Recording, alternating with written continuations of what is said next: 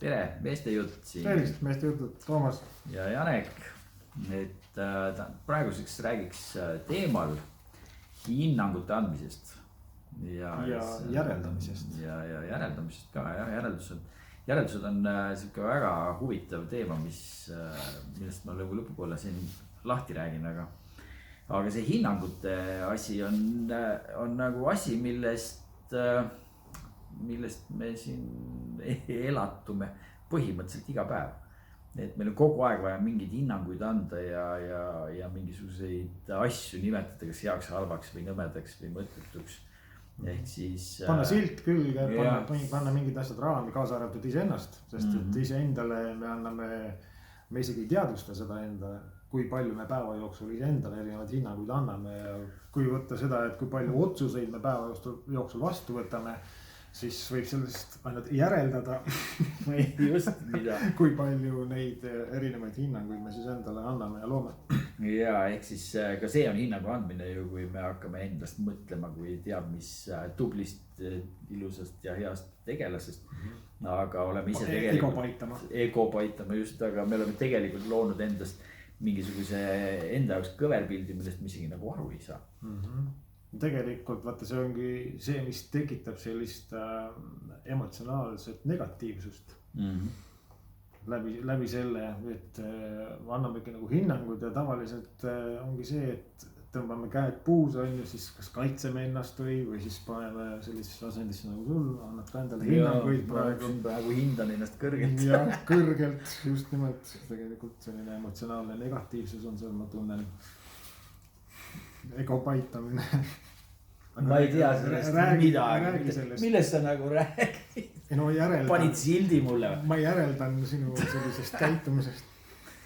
Ja ehk siis me tegelikult ei pane tähele, kuidas me nagu käitume. Just, see oligi praegu selline kõige ehedam näide sellest, et kuidas siis üks räägib midagi, teine siis kapseldub ja mõtleme, et oot, mida sa nüüd endast kujutad, et sa minu kohta nii arvad, tegelikult on mul endal sellised emotsionaalsed ebakindlused, mis ma olen siis mina ebakindel kindlasti tekitanud läbi selle. Ärge pange pahaks meie väikest teatraalsust siin, et tsirkus peab tegema. Aga siltide panemine on nagu kõige õudsam asi, et leppida nagu kõige sellega, et me nagu püüame ikkagi jõuda olevikku, praeguse hetke mõelda, et miks me seda teeme, mis on põhjusel see meie sisemine tsirkus nagu käib, et see on kõik on ju meie seest tulenev. Ehk siis hinnangute andmine tulebki ma arvan pigem, et sellisest ebakindlusest ja madalast enesehinnangust. Täpselt nii ja see ongi see emotsionaalne negatiivsus tegelikult, nagu sa ütlesid, et madal enesehinnang, mis see muud on. Sa oled emotsionaalselt ebakindel, see ei ole mitte midagi positiivset, see on negatiivne. Ja kui ma pean sult need asjad ära võtma, sellepärast sa ei ole väärt seda. Hinnangu andmine ja sildi külge panek. Mis tegelikult peegeldab selle inimese, kes seda välja ütles. Enda sisemaailma seisundit. Nii et see, kes sildi naelaga nii-öelda külge lööb, see ju tegelikult kolistab kõige rohkem. Nii et lööte teisele inimesele mingisuguse sildi selja peale, see naela koputamine ja kogu see pull on tegelikult päris kaugele kuulda. Ja ses mõttes hinnang on tegelikult, ma ei teagi, selline nõmedus ta nagu on, aga tegelikult on ta vastupanu on ju. Kui nii võtta, sest vaata, kui sul ei ole neid hinnanguid, siis sul ei ole ka vastupanu, sul ei ole sellist emotsionaalset negatiivsust, ehk siis kui sa vaata selle sildistamise juba teed on ju, see näitabki ja väljendabki väga konkreetselt sinu sellist hinnangu andmist ja see on vastupanu kõik seotud. Ja muideks kui me rääkisime siin just mis asi see nüüd oli, millest ma nüüd rääkima pidin, enesekindlus, kui on enda, see madal enesehinnang, võt seda ma tahtsin öelda. Ehk siis madal enesehinnang nii-öelda päris paljudel paistab välja kõrge enesehinnangu näitlemisena. Saad aru, millest jutt on, ehk siis inimesed, kes näitavad ennast kõrge enesehinnanguga, et nad on tähtsad, nad on keegi, nad teavad kõike, nad on nagu maailma nabad, siis tegelikult see on mask, mis varjab madalast enesehinnangut. Inimene, kes on normaalse enesehinnanguga, ehk siis see tähendab seda, et ta ei ole ei kõrge ega madal, see inimene on peaaegu märkamatu.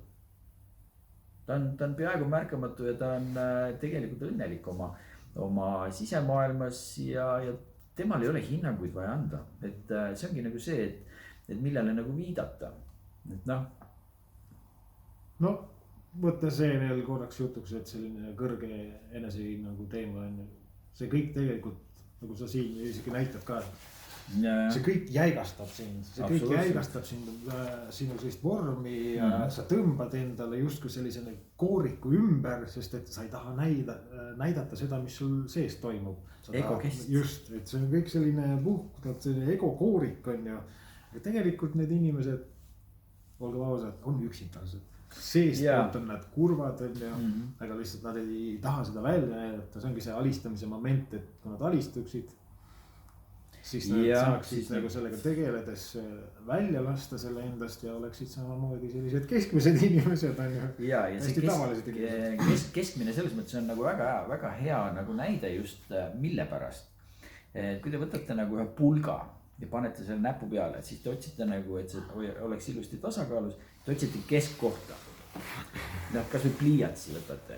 Ehk siis asja nagu mõte iseenesest on selles, et kui me nagu kõikumegi äärmustes, siis need äärmused nagu tekitavadki nagu sellist balansist välja minekut. Ehk siis kui me jõuame nagu selle tasakaalupunktini, mis tasakaalupunkt ongi nagu see, kus kõikumine on kõige väiksem, siis me saamegi oma kogu selle teema nagu enda jaoks nagu sellesse ideaalsesse paika tagasi. Et siia juurde tahaks nagu öelda veel seda, et me siin alguses ütlesime, et järelduste teemad ka. Et me vaatame elu tegelikult väga nagu põhjalikult kõik.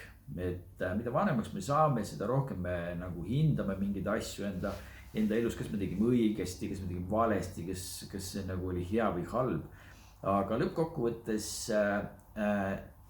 ongi see, et kui me hakkame järeldusi tegema, siis Osho on öelnud väga otse, et kui te teete järeldusi, siis te hakkate väga kiiresti vananema. Püüad aru saada? Jaa. Ma olen vanaist. Ehk siis see tähendabki seda, et elage nagu täiega, ärge pange silte külge, ärge andke hinnanguid, ärge järeldage, sest järeldamine teeb teid vanaks, ehk siis noored ei järelda, nad lihtsalt on. Ja lihtsalt teevad. Just, nii kaua kui nad elavadki sellist elu, kus nii-öelda vanemad aitavad neil nagu otsustada mingeid asju, nii kaua nad ei järelda mitte midagi, ehk siis ja nad püsivad kaua sellises heas olemises ja kui te nagu lõpetate järeldamise. Sa tegid seda sellepärast, et kurat, ma teadsin, et sa oled siuke. Ehk siis, mis ongi nagu järeldus, see tegelikult nagu kaevab meie hinge tühjaks sõna otseses mõttes, et see on nagu siuke rõve labidas, millega te enda seest nagu põhimõtteliselt elu välja viskate. Ja siis avastate äkki, et ups, ma olen nüüd täiskasvanud ja vana. Ja.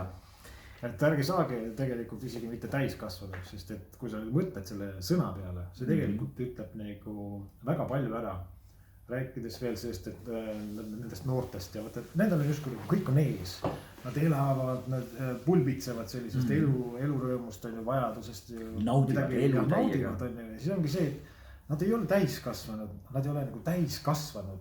Et kui nüüd võtta joonistada selline mull enda ümber, siis nad on seal kuskil täiesti all. Nad on ikkagi veel täiesti lapsed, nad võtavad sellise lapseliku lihtsuse ja siirusega seda kõike. Nad tegutsevad ja nad on selles hetkes, nad on sellises mõnusas olemises. Aga siis, kui sa kasvad ja kasvad selle kõik selle kodu, ühiskonna, kooli, kõige selle mõjutusel kasvad siis nagu täiskasvanuks. Ja kasvatad oma mulli täis, siis sa liigutadegi. kuhu sa enam lähed, siis kõik jääb kinni, kõik jääb kängu. Et sa ei kasva enam edasi, et olge lapselikud. Mitte lapsikud, lapsemeelsed, lapselikud. Et võtke seda elu kõike niimoodi oluliselt lihtsamalt, et see lapseliku lihtsuse või kergusega. Kusjuures ma olen mõelnud seda teemat. See on huvitav teema. Ja, et ma olen mõelnud seda niimoodi, et mida vanemaks inimene saab, seda, see on lausa nagu, kui me räägime tšakra süsteemist, on ju, et siis iga 10 aastaga me avame järgmise tšakra. Ja see on nagu loomulik protsess, ehk siis nii-öelda see energia käivitamine tõusebki nagu sellest maaenergia tšakrast või siis juurtšakrast kuni siis ladva tšakrani. Ja see asi nagu sõna otseses mõttes käibki nagu sellisel kujul, et iga 10 aasta tagant toimub mingi muutus. Aga siit siis see mõte, et mida rohkem me vanemaks saame, seda rohkem me jõuame siia. Lapsed ei mõtle, lapsed sõna otseses mõttes tegutsevad ja õpivad tegude järgi. Ehk siis lapsed võtavad nii-öelda tunnetuslikult maailma üle. Lasteaiakasvatajad räägivad väga nagu veenvalt, et nad tõesti ei mõtle, nad vaatavad, kuidas mina ees teen ja nad sõna otseses mõttes nii-öelda teevad järgi. Ja see on nagu väga okei, ehk siis mida rohkem te mõtlete, seda vähem te liigute. Ja mida vähem te liigute, seda rohkem kasvate te täis. Ehk siis kui te nagu võtate nagu ennast lõpuks kokku ja võtate, teetegi ennast nii-öelda selliseks liikuvaks, elavaks inimeseks uuesti tagasi, siis te tegelikult parandate oma füüsilise keha tervise nagu päris kiiresti ära. Nii et ärge järeldage, et meie seda ei tee. Lastest rääkides on nagu veel üks väga huvitav asi, et kui vaadata lapsi, et kuidas et lapsed nagu areneda kasvavad, see ongi see, et lapsed ei kuula nii palju seda, et mida vanemad räägivad. Või just see, et milline on see eeskuju selles mõttes, et kuidas nad midagi teevad. Ja nad võtavad hästi palju nagu just sellist nähtamatut maailma üle. Et mida see tähendab, see ongi see, et ema tuju ja isa tuju ja kõik need, ehk siis lapsed kopeerivad sõna otseses mõttes nagu seda käitumismustrit. Ehk siis hästi palju teemasid on olnud sellest, et inimesed vähihaiged, kellel on mingi vähiteema, ütlevad siis sihukest asja, et minu emal oli kasvaja ja minu vanaemal oli see sama kasvaja ja ilmselt on mul ka see sama kasvaja. See on programmeerimine. Milleks te seda teete? Ärge võtke oma ema ja vanaema neid tundeid üle, mis selle haiguse tekitasid. See ei ole teie elu, see oli nende elu. See oli nende maailm, aga mõttemaailm. Just, aga vaata siin tulebki nagu see mitteteadlik ülevõtmine. Ja siis kui nii-öelda see teema tuleb nagu juba teadlikult, et arst ütles, et mul on midagi taolist, et siis te tegelikult võimendate ise seda üle. Arstid võivad rääkida mida iganes, lõppkokkuvõttes otsustate teie, mis ja kuidas käima peab. Selline meestijutt jah, et meil ukse kell heliseb, tuleb hakata tööd tegema. Kõik head.